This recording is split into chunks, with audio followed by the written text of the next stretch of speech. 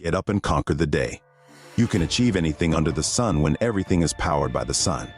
Everything from your phone to your house. Is this how life is on the golden grid, or is it the utopia we had dreamed of? California passed a law in 2018 requiring solar panels to be installed in all new homes built after 2020. Although the possibility of this appears disproportionate and unfair, potentially increasing house prices by $12,000, the reasoning behind it is surprisingly sensible. Think about this. Families will benefit financially from their new homes, saving almost $19,000 over the course of 30 years. At the same time, California is going to get 74% of its electricity from solar energy.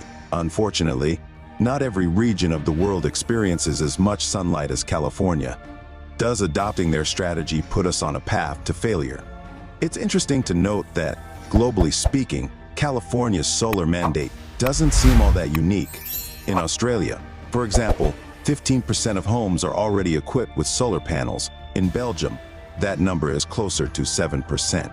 But only 0.5% of American homes use solar technology at the moment, a potential that may be greatly increased. There are just over 8 billion square meters of usable roof space in the United States.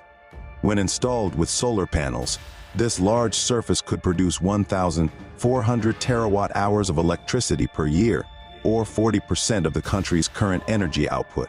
Naturally, there are several issues that need to be resolved before fully realizing this potential.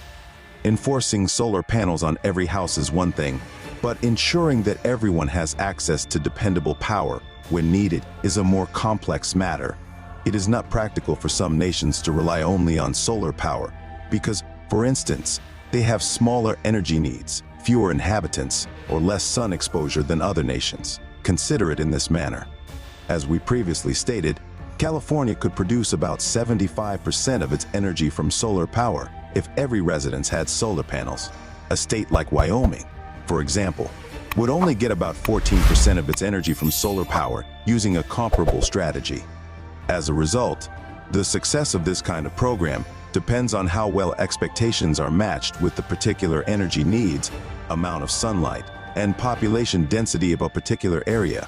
If solar energy cannot be fully adopted in a given region, alternative climate-appropriate renewable energy sources should be embraced. Millions of new jobs and businesses might be stimulated by the growth and demand for solar panels around the world. Building the vast array of new solar panels will require more extraction of silicon and silver, which might help China, which is the world's top producer of silicon and the second largest producer of silver. In order to accomplish the project, engineers would also need to come up with novel ways to stop power surges, sometimes known as solar spills. These kinds of events happen when more energy is produced outside of peak times, like in the daytime when there is plenty of sunlight but little demand. The grid may be strained by such an energy spike, which could result in blackouts or frequency disruptions.